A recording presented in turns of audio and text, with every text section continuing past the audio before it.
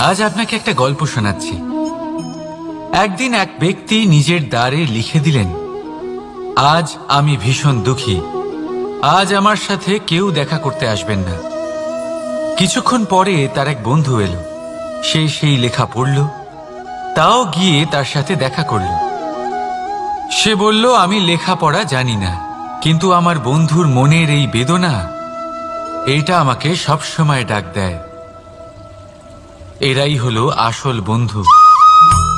কোনো কারণে আপনি যদি দুঃখ পান, কোনো সমস্যার সমাধান না বের করতে পারেন, এই সংসার থেকে আলাদা হয়ে যেতে চান, তাও এই বন্ধু আপনার সাথেই থাকবে। সমস্যার সমাধান না দিতে পারলেও আপনার সম্বল হয়ে অবশ্যই থাকবে। হয়তো আপনার দুঃখ কম করতে পারবে না, কিন্তু আশার আলো অবশ্যই দেখাবে। যখন আপনি সংসারের থেকে আলাদা হয়ে যান, তখনও আপনার সাথে যুক্ত থাকে আপনার এই বন্ধু, আসল বন্ধু। এবারে আমরা মানুষেরা বড়ই বিচিত্র। তারা সব সময় যে কোনো জিনিসের মাহাত্ম্য দুবার বুঝতে পারে। এক, তা পাওয়ার আগে। দুই, তা হারাবার পরে। এবারে ঠিক এরকমই আমাদের বন্ধুরাও হয়। যদি আজ আপনার বন্ধুরা আপনার সাথে থাকে, তাদের প্রতি কৃতজ্ঞ থাকুন, তাদের প্রসন্ন রাখুন, তাদের মাহাত্ম্য বুঝুন। কারণ একবার আপনি এদের হারালে, অনুতাপ করলেও আর এদের ফেরত পাবেন না।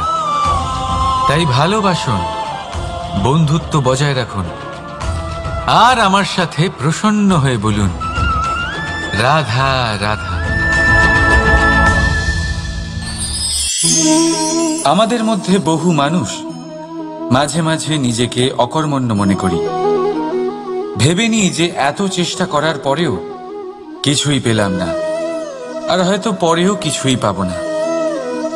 আর সেই জন্য নিজের জীবনের সমস্ত বোঝা অন্য কারোর কাঁধে চাপিয়ে দিই, নিজের ওপরে বিশ্বাস হারিয়ে ফেলি। কেন বুঝতে পারেন না এই কথাটা? যে যতক্ষণ না পায়ে কোনো কাঁটা ফুটবে, ব্যক্তি কি করে বুঝতে পারবে যে এরপর থেকে নিচে তাকিয়ে চলতে হবে? সূর্যকে নিজে জ্বলতে হয় যাতে বাকিদের প্রকাশ দিতে পারে সে।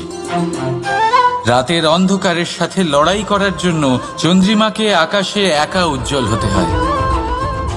নদী নিজের যাত্রা কি করে করে, নিজের পথ কি করে নির্মাণ করে? সে পাথরের সাথে লড়াই করে তা বানায়।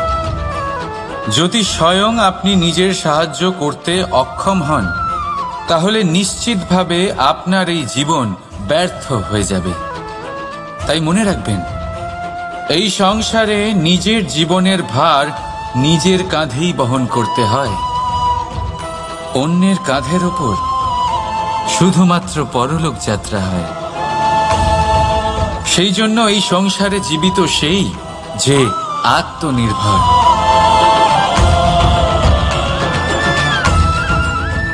রাধা রাধা। সময়, কথায় বলে সময়ের পূর্বে কিছুই হয় না।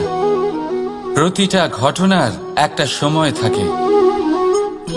সময়ের আগে না সূর্যোদয় হয় আর না সূর্যাস্ত হয়। সময়ের পূর্বে গাছে না ফুল ফোটে না ফল ধরে। কিন্তু একটা কথা ভেবে দেখুন, যদি বর্ষা আসার আগে কৃষক ভূমিকে না প্রস্তুত করে, বীজ রোপণ না করে, তাহলে কি ফসল ফলবে? যদি কোনো যোদ্ধা যুদ্ধের পূর্বে নিজের অস্ত্রের ধার না দেয়, তাহলে সে যুদ্ধ কি করে লড়বে? এর মানে এটাই হলো যে সময় আপনার যখন আসার তখন অবশ্যই আসবে, কিন্তু ততক্ষণ এটাও গুরুত্বপূর্ণ যে আপনি নিজেকে তার জন্য তৈরি রাখুন। কারণ এই সুযোগ, এই কথাটা শুনতে যত ছোট, এটা আসেও ততটা কম সময়ের জন্য, তারপর চলেও যায়।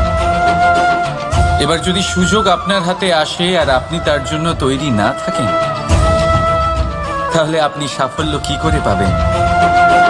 তাই আপনি সঠিক সময়ের জন্য অপেক্ষা করুন, সেই সুযোগের জন্য অপেক্ষা করুন, কিন্তু ততক্ষণ নিজের চেষ্টার দ্বারা নিজেকে আরো সক্ষম করে তুলুন।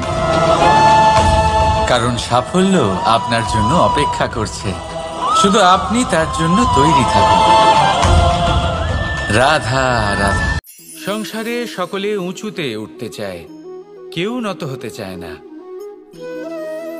সবাই এটা মনে করে যে নত হওয়ার অর্থ হলো তাদের আত্মসম্মান এবং অহংবোধের বিরুদ্ধাচরণ করা। তাদের মনে হয় যে যদি আমরা নত হই, সংসার আমাদের দুর্বল মনে করবে, তাদের শৌর্য এবং তাদের ব্যক্তিত্বের অপমান হবে। কিন্তু এটা কি সত্যি? প্রত্যেকবার নত হওয়ার অর্থ কি সম্মানহানি হওয়া? কখনোই নয়। আপনি নিজের জীবনকেই দেখে নিন। আপনার কোনো অমূল্য জিনিস যদি নিচে পড়ে যায়, তাহলে তাকে কিভাবে তোলেন? সেই বস্তুকে তোলার জন্য আপনাকে নত হতেই হবে। আপনি বড়দের আশীর্বাদ কিভাবে লাভ করেন? আপনি নত হয়ে তবেই তাদের আশীর্বাদ লাভ করতে পারেন, তাই না? ভেবে দেখুন, আপনি একটা পথে হাঁটছেন, আপনি দেখতে চাইছেন যে আপনি সঠিক পথে হাঁটছেন কিনা, পায়ের নিচে কাঁটা পড়ে আছে কিনা। কিভাবে দেখবেন? আপনাকে সেই মাথা নত করেই দেখতে হবে। এর অর্থ কি? অর্থ খুব সহজ। প্রত্যেকবার নত হওয়া অনুচিত নয়, সেটা কোনোভাবেই সম্মানহানি নয়। পরিস্থিতি অনুসারে এবং যেখানে প্রয়োজন, আপনি নত হতে শিখে গেলে আপনি অনেক কিছুই লাভ করতে পারবেন। জ্ঞান, মান, গুণ, বিশ্বাস। সেই জন্য প্রয়োজন এবং পরিস্থিতি অনুসারে নত হতে শিখুন, এতে অনুচিত কিছুই নেই। আত্মসম্মান থাকা অত্যন্ত প্রয়োজনীয়, কিন্তু তা যেন কখনো অহংকারে পরিণত না হয়। এই বিষয়ে অবশ্যই নজর রাখবেন এবং আমার সাথে ভালোবেসে বলবেন, রাধা রাধা। বিন্দু বিন্দু জলেই সাগর নির্মাণ হয়। এবার এই কথা আমরা সকলে জানি। আপনি কি এই কথাটা জানেন যে ছোট ছোট সুখের দ্বারাই বড় সুখ লাভ করা যায়? একজন বাবাকে দেখুন, সন্তানের জন্ম থেকে তার যুবক হওয়া পর্যন্ত তার সাথে ছোট ছোট সুখ যাপন করেন। এই ছোট ছোট সুখগুলি তাদের প্রেমের সম্পর্কে গভীরতা নিয়ে আসে এবং প্রেমের এই গভীরতা তাদের জীবনে বড় সুখ নিয়ে আসে। এটা ঠিক সেই রকম যেরকম বিশাল এক সমুদ্রে, গভীর এক সমুদ্রে অমূল্য রত্ন খুঁজে পাওয়া যায়। এটাও ঠিক সেই রকমই। সেই জন্য জীবনে বড় বড় সুখের খোঁজ করতে গিয়ে সময় নষ্ট করবেন না। এই যে ছোট ছোট সুখ আছে, এগুলোকে যাপন করা শুরু করুন, এগুলোর আনন্দ লাভ করুন, এগুলো নিয়ে উৎসব পালন করুন। প্রেমের গভীরতা বুঝুন আর এই গভীর প্রেমে মন নিমজ্জিত করুন। তারপরে দেখুন, এই মন আর এই জীবন সুপ্রসন্ন হয়ে বলবে, রাধা রাধা।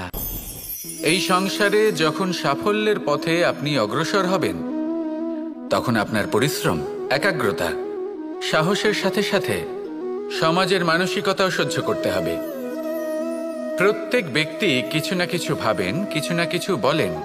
কিছু মানুষ এমন আছেন যারা ভাববেন যে আপনি কিছুই করতে পারবেন না। তারা আপনার নিন্দা করবেন, আর এই নিন্দার কথা ভেবেই আমরা ভয়ভীত হয়ে পড়ি। সেই কারণে নিজেদের আশা, নিজেদের বিশ্বাস হারিয়ে ফেলি। এবার যদি সেই নিন্দার ভয়ে আমরা লক্ষ্যচ্যুত হই, তাহলে সেটা অনুচিত। সেই জন্য জীবনে শুধু পরিশ্রম করতে থাকুন, সামনে এগোতে থাকুন।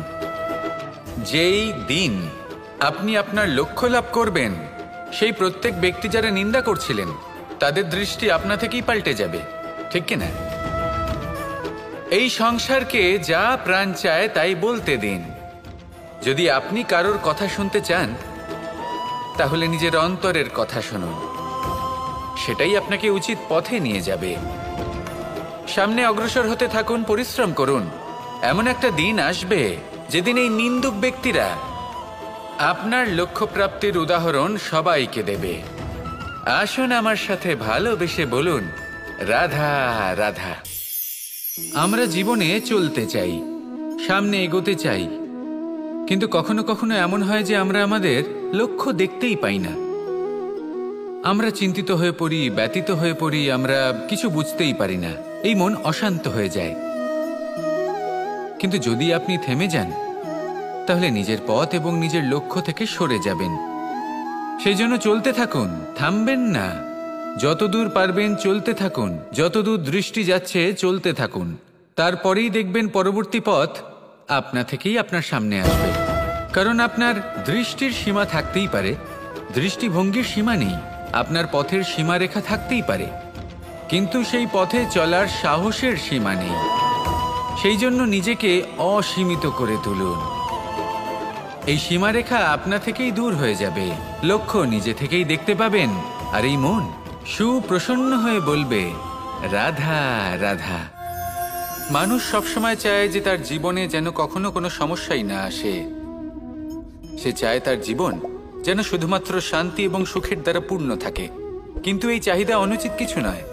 আমরা সবাই এটাই চাই যে জীবনে সুখ থাক, শান্তি থাক। কিন্তু এই কথা সবসময় মনে রাখবেন, যে সূর্য উদিত হন সংসারকে প্রকাশমান করেন, দুপুরবেলায় সংসারকে রৌদ্র প্রদান করেন, সন্ধেবেলায় তাকেও অস্ত যেতে হয়। এবার আমাদের জীবন চক্র কিছুটা এরকমই। কোনো কিছুই চিরকাল একরকম থাকে না। কখনো এই নদীকে দেখুন যা বয়ে চলেছে।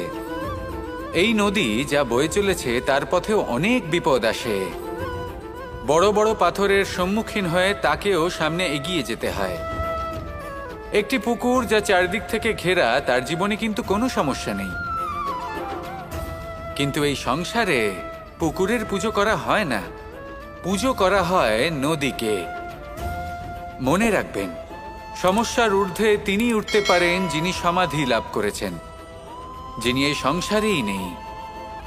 যিনি এই সংসারে আছেন এবং জীবিত আছেন, তার জীবনের সমস্যা হলো শ্বাসবায়ুর মতোই গুরুত্বপূর্ণ। আসুন আমার সাথে ভালোবেসে বলুন, রাধা রাধা। আমরা সবাই জীবনে সুখ লাভ করতে চাই।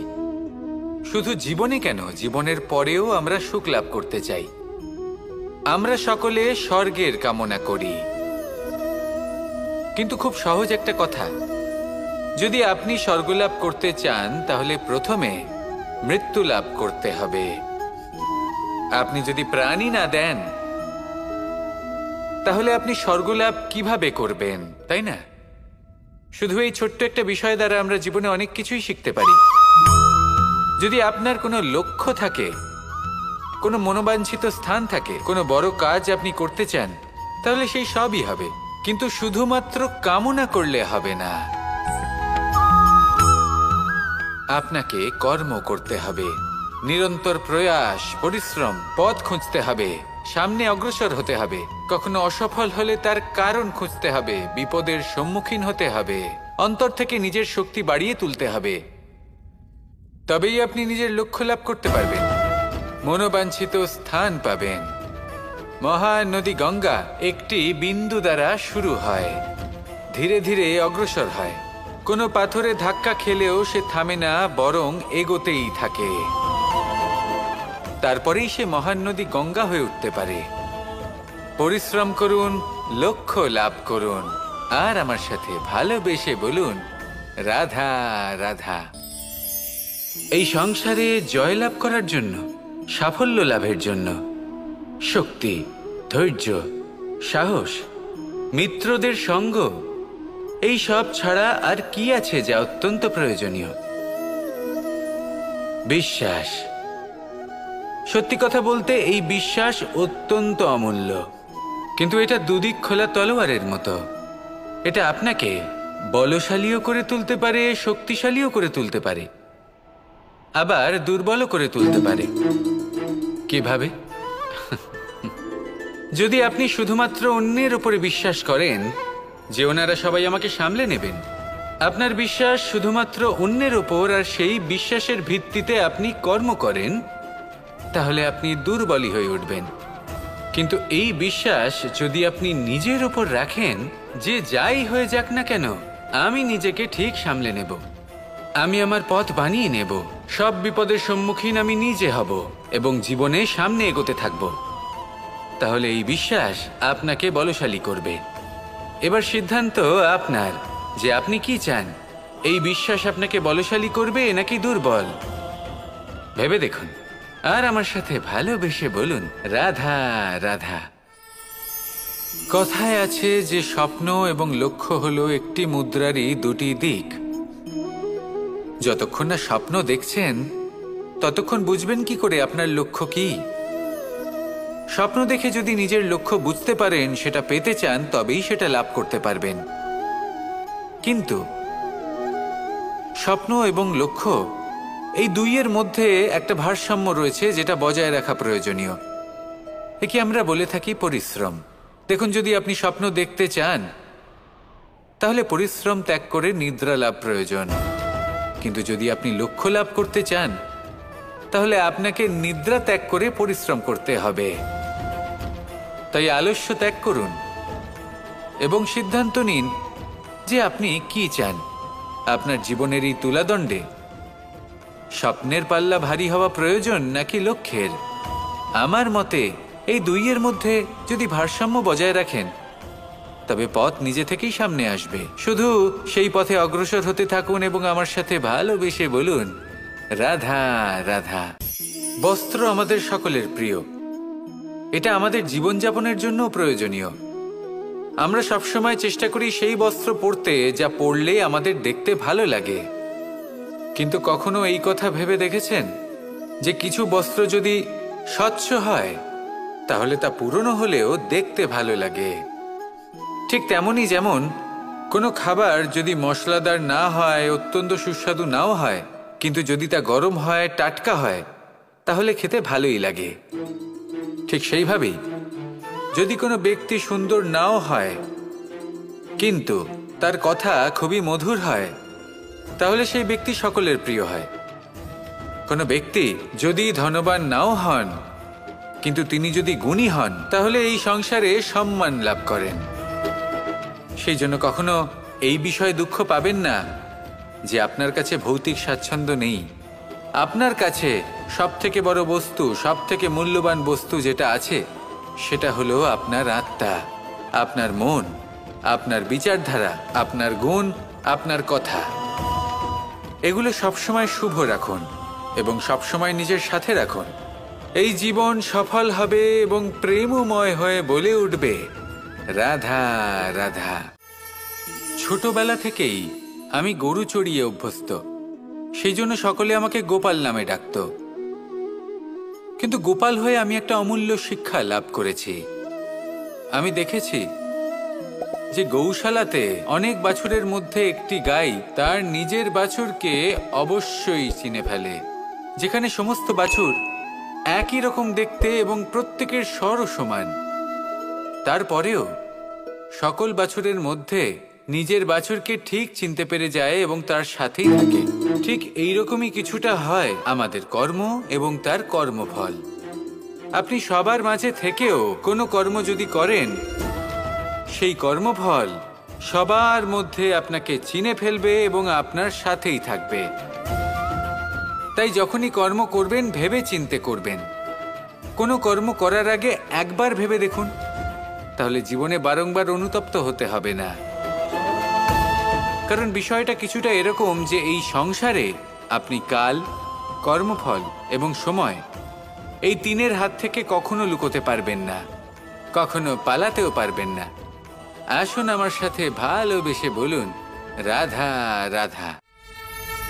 জন্ম এবং মৃত্যু, একটি হলো জীবনের সূত্রপাত, আরেকটি জীবনের সমাপ্তি। এটা হলো একটি চক্র এবং প্রত্যেক চক্রের মতোই এটাও যেখান থেকে শুরু হয় সেখানে এসেই সমাপ্ত হয়। অর্থাৎ প্রত্যেক ব্যক্তি যারা জন্ম নিয়েছেন তার জন্মের সাথে এটা সুনিশ্চিত হয়ে যায় যে তার মৃত্যু হলো অবশ্যম্ভাবী। এই সংসারে এমন কিছুই নেই যা চিরকালের মতো থেকে যায়। এবার এটা আমরা সবাই জানি। আমাদের কাছে যে জীবনটা আছে, যেটা আমরা যাপন করতে পারি, সেই সময়কালে আমরা কি করতে পারি সেটা গুরুত্বপূর্ণ। এমন কিছু করুন যার ফলে মৃত্যুর পরেও আপনি অমর হয়ে থাকবেন। আমাদের কথা, আমাদের কর্ম এই সংসারে প্রেরণা প্রদান করতে পারে। আর যদি আমরা প্রেরণা নাও জোগাতে পারি, তাও এই সন্তোষ বোধ যেন থাকে যে আমরা আমাদের জীবন ব্যর্থ হতে দিইনি। এই জীবন যাপন করার ইচ্ছেতেই আমরা সময় ব্যর্থ করে দিই।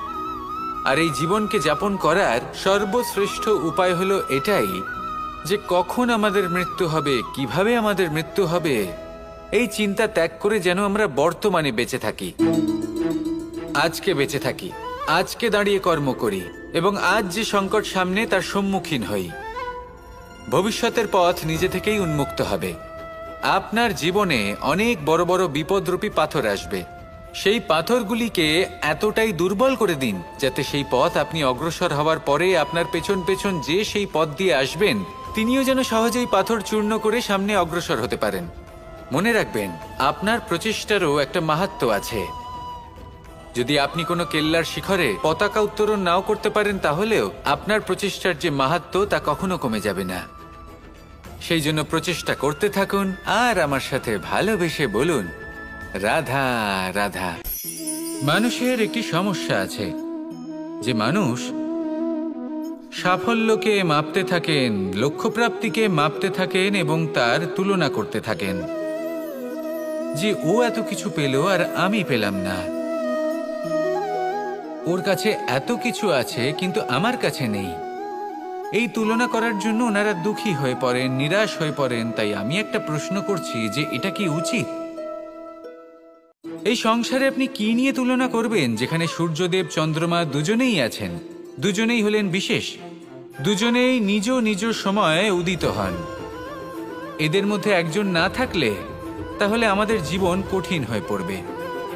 ঠিক সেইভাবেই আপনি যদি একটা বড় রেখা অঙ্কন করেন তাহলে অন্য রেখাটি ছোট হয়ে পড়ে না, সে তেমনই থাকে যেমনটা সে ছিল। আপনার অস্তিত্ব কখনো ছোট বা বড় হতে পারে না। শুধু তুলনা করার জন্য আপনার এটা মনে হতে পারে। যদি আপনি যুদ্ধ করতে চান আপনার তলোয়ারের প্রয়োজন পড়বে। যদি বস্ত্র তৈরি করতে চান এত বড় তলোয়ার দিয়ে কিছুই হবে না, তখন প্রয়োজন পড়বে একটা ছোট্ট সূচের। তাই তুলনা করবেন না, না নিজেকে ছোট মনে করবেন না অন্য কাউকে। সবার সাথে সহযোগিতা করুন, আর যদি তুলনা করতেই হয় নিজের সাথে করুন যে কাল আমি কেমন ব্যক্তি ছিলাম, আজ কি তার থেকে শ্রেষ্ঠ হয়ে উঠতে পেরেছি। ভেবে দেখুন ভবিষ্যতে গিয়ে আপনি কতটা শ্রেষ্ঠ ব্যক্তি হতে পারেন। আসুন আমার সাথে ভালোবেসে বলুন, রাধা রাধা। মানুষ বলে থাকেন যে জীবনে সময়ের পূর্বে এবং ভাগ্যের থেকে বেশি কিছুই পাওয়া যায় না। এটা যার যার নিজের বক্তব্য। আমি বলবো এই সময় আসলে কি?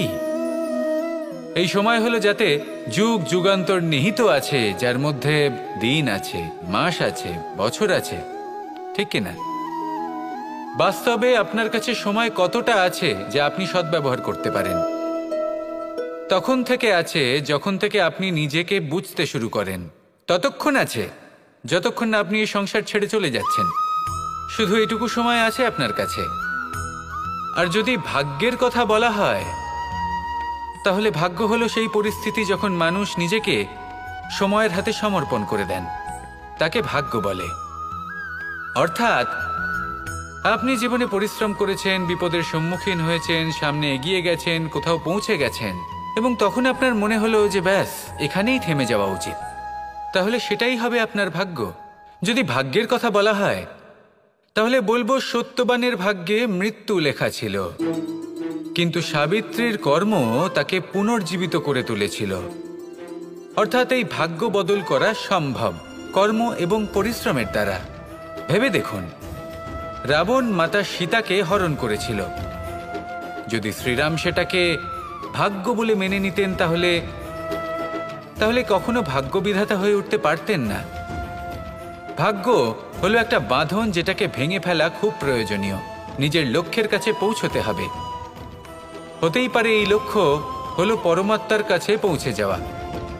আপনি যদি পরমাত্মার কাছে পৌঁছতে নাও পারেন তাও সেই পথে কিছুটা অগ্রসর হতে পারছেন, তাই না? তাহলে ভাগ্যের এই বাঁধন ভেঙে ফেলুন, নিজের কর্মের দ্বারা নিজের প্রারব্ধ গড়ে তুলুন এবং আমার সাথে ভালোবেসে বলুন, রাধা রাধা।